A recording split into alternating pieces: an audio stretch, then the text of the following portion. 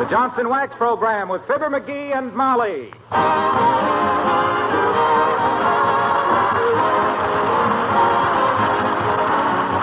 The makers of Johnson's Wax and Johnson's Self-Polishing Glow Coat present Fibber McGee and Molly, written by Don Quinn with songs by the King's Men and music by Billy Mills Orchestra. The show opens with You Do Something to Me.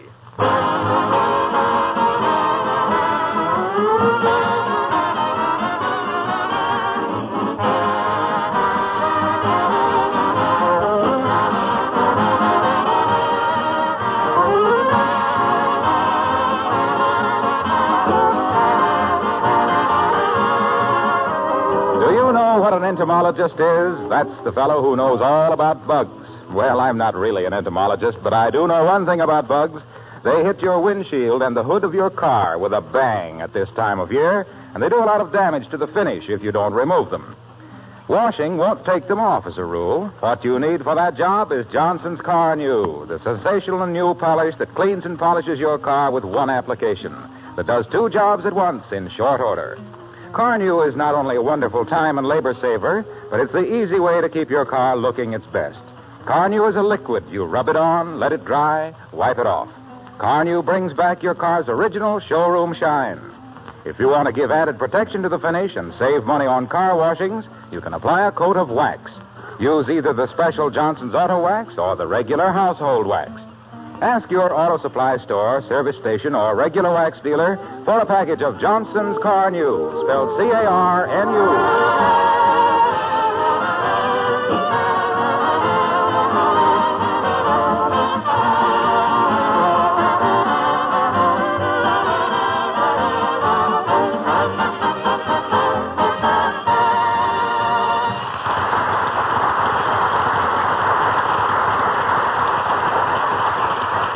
Uncle Dennis is still missing.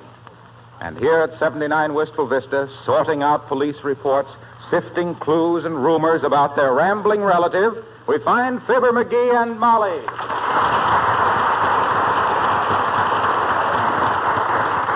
Well, McGee, it's been 9 days since Uncle Dennis disappeared, and I'm awfully worried. Me too. I'm getting kind of nervous about him myself.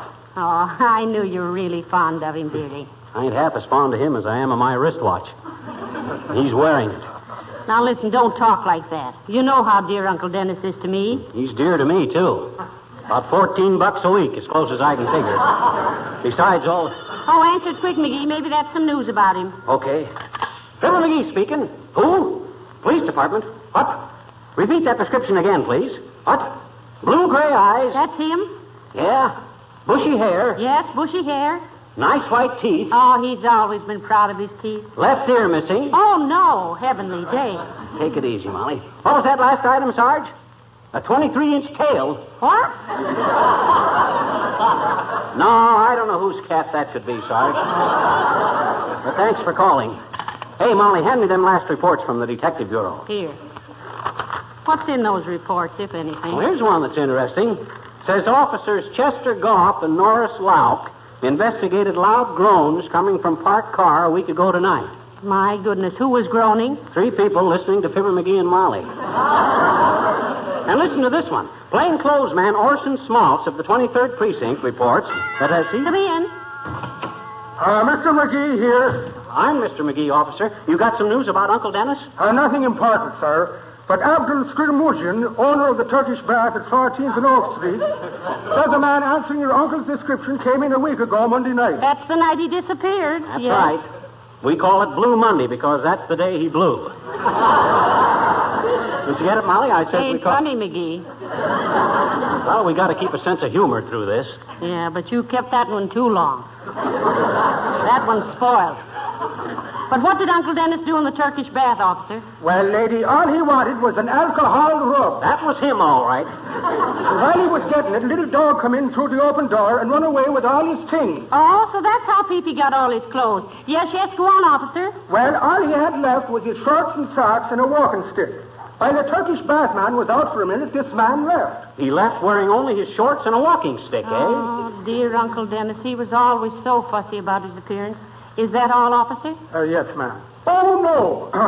His money was in his clothes that the dog took, so he couldn't pay for his alcohol rub, so he left his gold wristwatch as security. I'll let you know if we hear anything more, folks. At least he was honest enough not to skip out without paying for his alcohol. Hey, that was my wristwatch. He can't do that with my property. Give me the phone, Molly. No. Keep calm, McGee. I'm calm. I'm cool. I ain't excited. Where's the phone? In your hand. Which hand? Oh, I got it. Hello, operator. Give me the Turkish bath at 14th and Oak upstairs over Mert. Is that you? How's every little thing, Mert? Is, eh? What's say, Mert? Your little niece. Gee, I'm sorry to hear that, Mert. What happened to her little niece, McGee? She got 'em all skinned up shooting craps last night. What say, Mert? Oh, okay, I'll call him later. That burns me up, Molly, leaving my wristwatch to pay for his alcohol rub. Well, now, listen, you can buy a new watch, but we only had one Uncle Dennis. Well, I prefer the watch. It keeps better hours.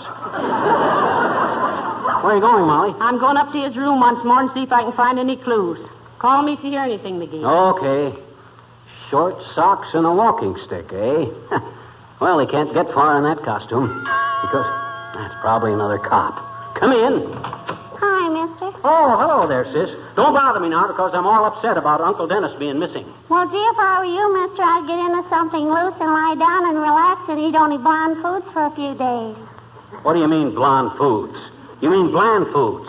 Soft foods like milk and eggs and eggs and milk. I know it. All us nurses recommend that when you're upset about something. Oh, now, wait a minute, sis. What's this about us nurses? I guess you don't read the papers or listen to the radio much, mister. The government is calling for 54,999 women to enter schools of nursing and prepare themselves for national defense. How many? 54,999. The way I heard it, it was 55,000. I know it, but my application is already in. You're a little young to be a nurse, aren't you, sis? Well, they said on the radio they want young women, and I've been practicing all week on my dolls. Oh, you have, huh? I says you have, eh? Have what? You've been practicing all week on your dolls. How'd you know, mister? Never mind. Hey, by the way, do you know how to treat a case of certified whimsy, sis, with a compound fairness of the portocran? I'm serious, sis. What would you do in a case like that? I'd give him 2 teaspoons of brattle for I gave it half hour. You got me, sis. I says you got me. Yeah, but I don't want you, I bet you. And I'm serious about being a nurse, too, mister. Here, now, read this. What? Oh, okay. Nursing always furnishes great opportunities for service, and never more than at present, when the nation's armed forces need the assistance of every person in this country. We strongly urge qualified young women to consider nursing as a career and to think also of the great opportunities offered by the Nurses Corps of the United States Army and Navy. There, you see? Oh, sure, sis, I knew that, but I still think you're just a trifle on the underdone side to be volunteering your services. What could you do? I bet you I could drive an ambulance, I bet you. Oh, yeah? Sure. And us women are better drivers than men, too. That's so. How do you figure that? Well, you show me just one man that can powder his nose in the rearview mirror, straighten the seams in his stockings, talk to 3 friends, signal for a left turn and then make a right turn, and drive through traffic all at the same time. Just show me, mister. What'd you say, mister? Nothing. I know it, and I'm proud of you. So long, mister.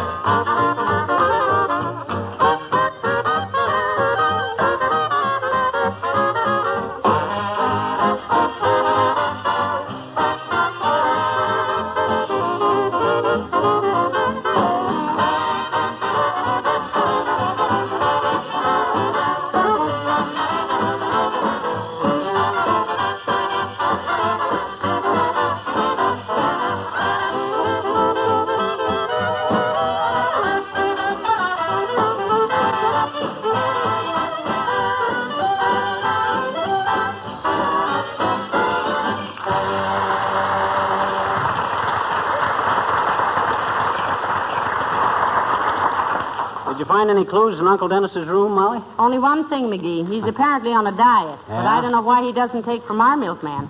Milkman? What are you talking about? Well, look, I found a bill for a dozen bottles of Teacher's Highland Cream.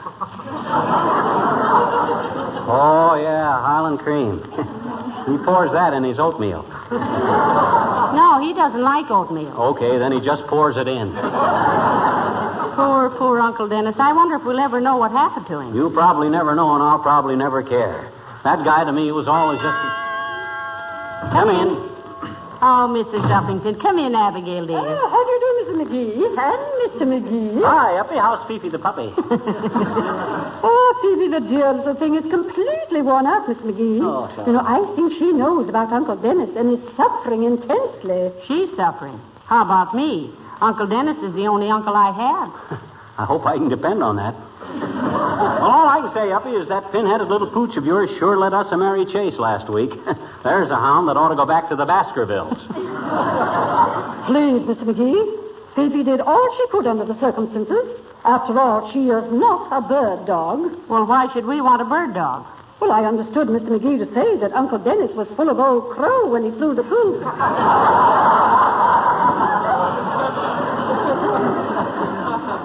Hey, didn't you have a kind of a yen for the old corkscrew at one time, Uppy? Say, listen, don't you call Uncle Dennis an old corkscrew, McGee. Oh, all right.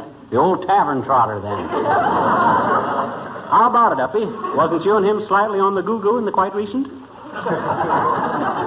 that is the King's English, Mr. McGee, please extend my sincere sympathy to the Queen.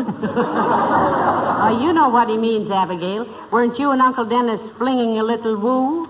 Well, if you mean to convey that Uncle Dennis and I were very good friends at one time, I might even say romantically attached. Yes. But we quarreled. I never did know what happened, Abigail. Though if it's any of my business, and I know it isn't, but I hope you'll tell me anyway, even if I haven't any excuse for asking. Except for mere curiosity, which you've forgiven anybody, but after all... What did I start out to say? You started to ask Uppy which of them flatted the high notes in their song of love. Oh, it was all so foolish, Miss McGee. As I look back upon it, the whole incident was simply ridiculous. I merely told him I didn't like the way he parted his hair. And he resented a little thing like that? Indeed he did. Wow. Why, he flung his knife and fork down and stalked out of the dining room. Just because you didn't like the way he parted his hair? Yes. We were having a rabbit dinner, and his carving was atrocious. Oh, now let me know if you get anything. Goodbye.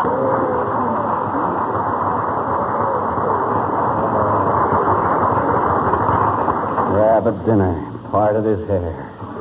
Oh, brother. Now, listen, don't sneer, McGee. Oh. Heavenly days, when I remember what you've been quoted as saying in that pocket magazine, I marvel. You marvel at what? At what those readers digest. Well,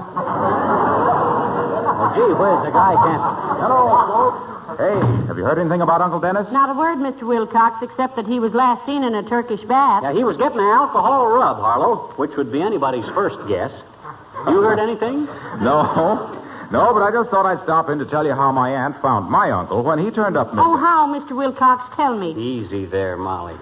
Anytime this guy volunteers any information, you always wind up at your nearest dealer's buying a container of guess what? Well, I don't care. I want to know how Mr. Wilcox found his uncle. Not that I ever knew he had one. Me either. I knew he had aunts, but not uncles.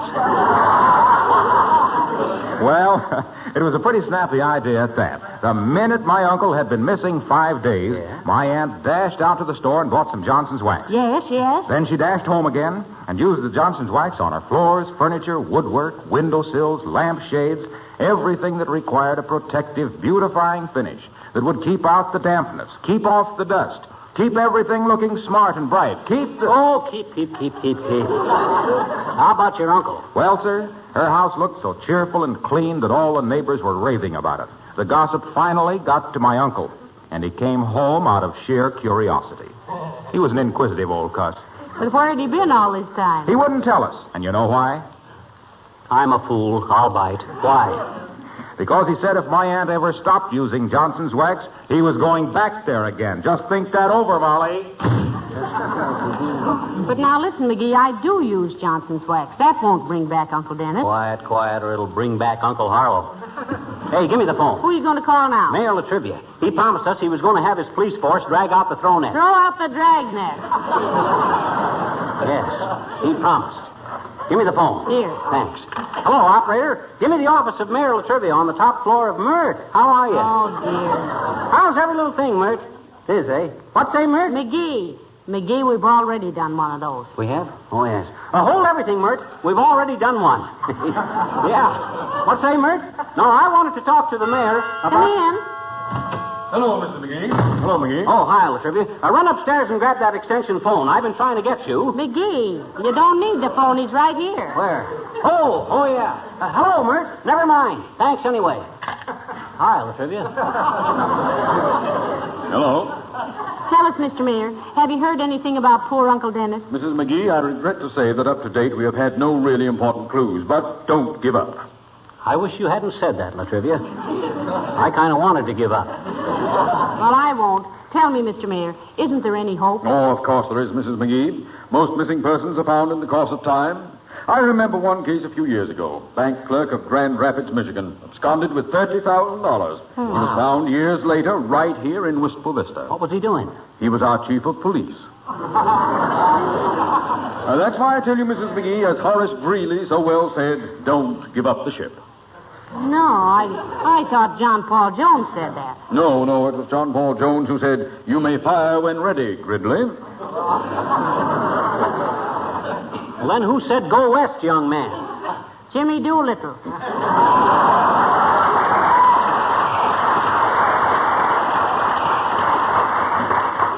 No, that was Patrick Henry, I believe. No, it couldn't have been. He couldn't fly an airplane. Who said he could? Well, if he went with Jimmy Doolittle, he'd have to. But that's ridiculous. Patrick Henry was born in 1736. Ain't that marvelous? Imagine a guy his age flying an airplane. Well, maybe one of the younger fellas helped him. But I tell you, it was impossible. To guys like Doolittle, nothing is impossible, Latrivia. Sure. Besides, he's a general now, and if he wanted to take Patrick Henry with him, he had plenty of authority. But, Mrs. McGee, you don't understand. Patrick Henry is not living. Listen to him, Molly. Here's a guy that flies with Doolittle and bombs Tokyo, and Latrivia stands there and says he ain't living.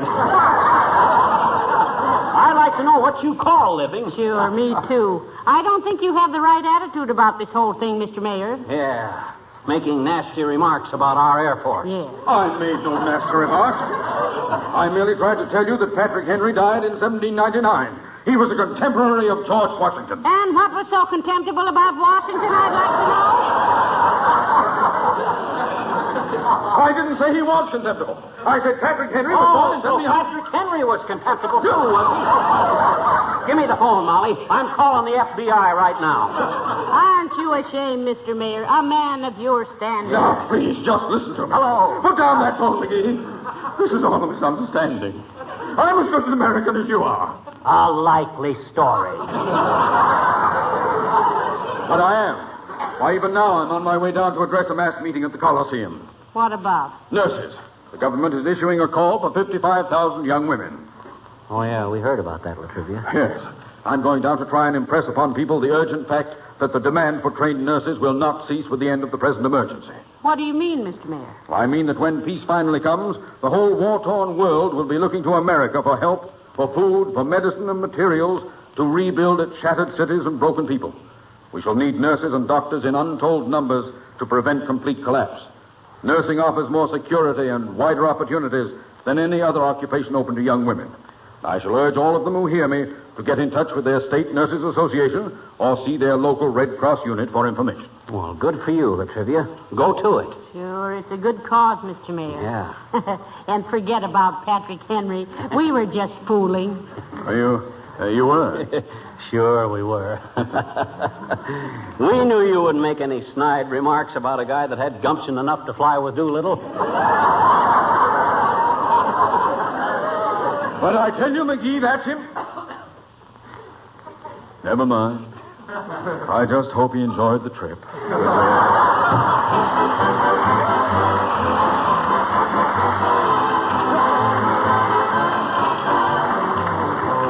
The King King's Men sing Chucklehead.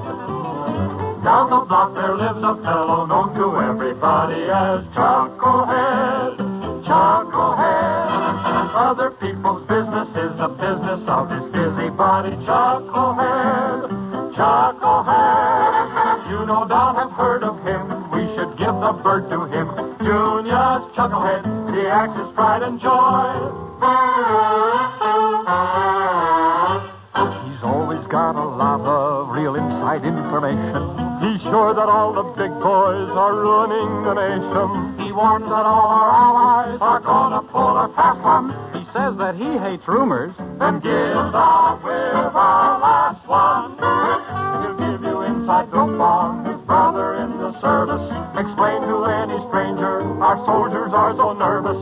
He buys a dime defense stamp, then brags all over town. Oh, somebody ought to smack him down. Oh, Chucklehead, you know Chucklehead, Junior's Chucklehead, the axe's pride and joy. His tongue is always wagging, keeps going night and day. Whenever he hears rumors, he helps them on their way. He says he hates all hoarders, this patriotic fella, but you should see what's hidden away down in his cellar. His great big ears are waving and catching all that's new. He'll tell you all the gossip and never miss a cue. So if you ever meet him, be careful what you do, or you'll be another Chucklehead too. Oh, Chucklehead, you know Chucklehead, Junior's Chucklehead, the axe's pride and joy. Oh, Chucklehead, you know Chucklehead, Junior's Chucklehead, the axe's pride and joy.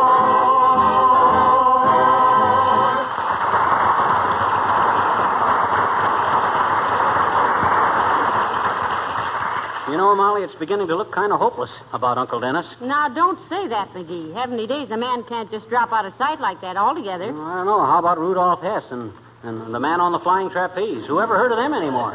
Well, that's different. They're just temporarily out of the public eye. Well, don't get upset about it. The police are still working on it, and when they drag out the throw net... It's throw out the dragnet, Okay. Maybe that's some news now. Come in. Hello, folks. Oh, hi, Wimple. Hey, what's the matter with you? What? What do you mean, what's the matter with him, McGee? Why, take a look. There ain't a mark or a bruise on him. What's wrong, Wimp? Your wife out of town or something? Oh, no, Mr. McGee. I just look like this because I've been running things around our house lately. Oh, you've been running things yourself. Yes. I've been running the errands and the vacuum cleaner and the washing machine and so. In other words, everything's about as usual at the Chateau Wimple. Yes. But have you heard anything about Uncle Dennis? No, we haven't, Wimp. Why? Well, I just got to thinking, Mr. McGee. Huh? Maybe he was kidnapped by some gangsters. And if they bring him back, will you please tell them I'd like to talk to them? I'd like to get some idea of what they charge. Now, don't talk like that, Mr. Wimple. I'm sure Uncle Dennis will show up sooner or later. I hope so, Mrs. McGee. As I was saying to Sweetie Face just this morning when she was working in her victory garden... Oh, has she got a victory garden, Wimp? Yes, she has, Mr. McGee. And how I hate it. Staring at those rows of corn hour after hour, day after day. Well, then why do you do it? I can't help it. She hangs me up on a clothes pole to scare the crows away. Does she farm scientific, Wimp? How do you mean, Mr. McGee? Well, does she believe in things like crop rotation? Oh, my goodness, she certainly does. Yeah? Just last night, she grabbed me by the neck and rotated my crop till I could hardly breathe.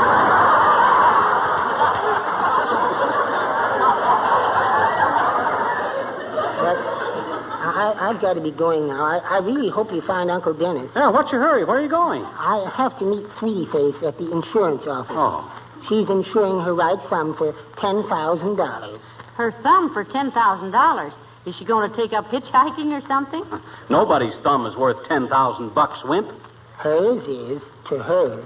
That's the thumb she keeps me under. Well, goodbye.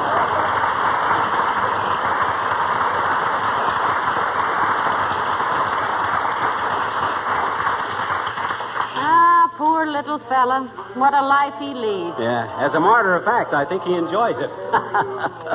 Don't you get it, Molly? I says as a matter of fact.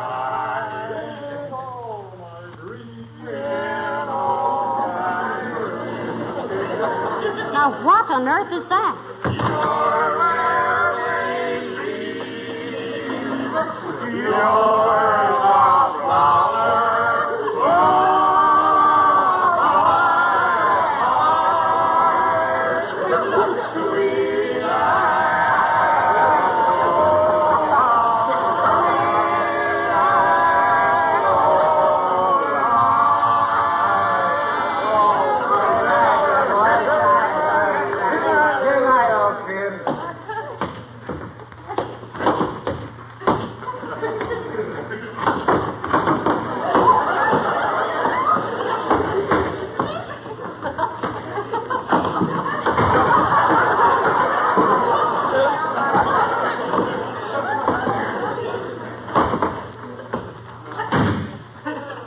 There goes the best baritone we ever had. McGee, it's Uncle Dennis. He's home. Now we gotta find another baritone. Hey, fellas, I'm a baritone. Hooray! Come on. Well, come on, buddy. Come on. Okay, see you later, Molly.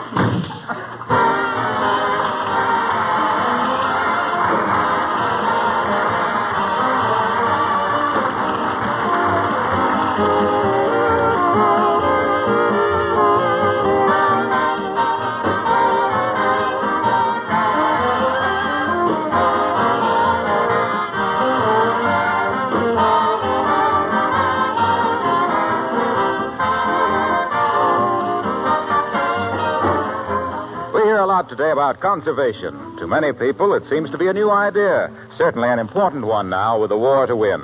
But to a great many housekeepers, conservation isn't anything new. They've been practicing conservation every time